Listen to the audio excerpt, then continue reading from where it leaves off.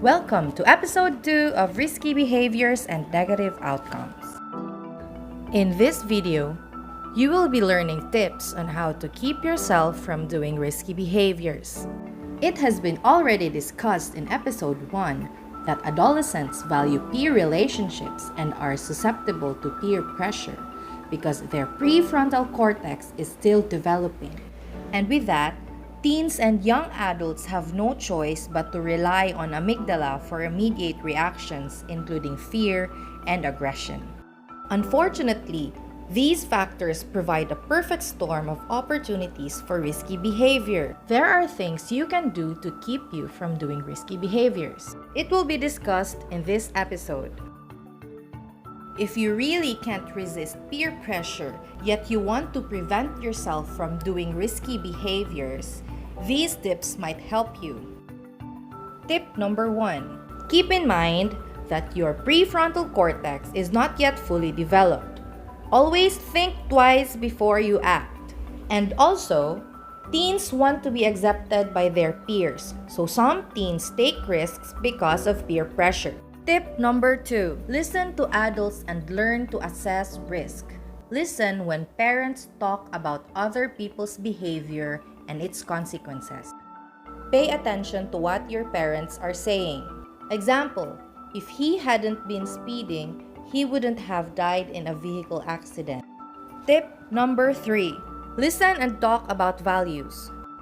Knowing what's important to you and your family will help you develop a sense of responsibility and personal values.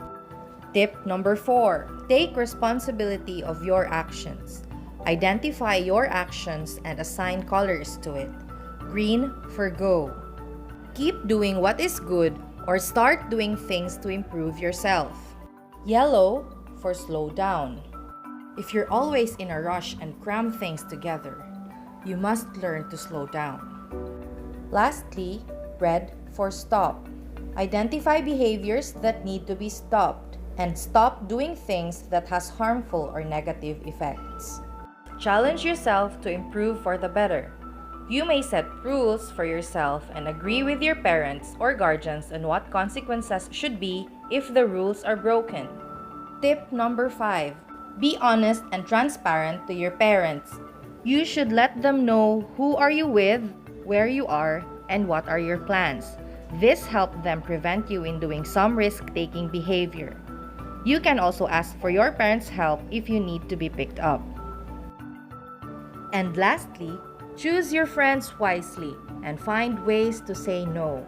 If you feel pressured to take risks to fit in, you can always think of ways to opt out without losing credibility.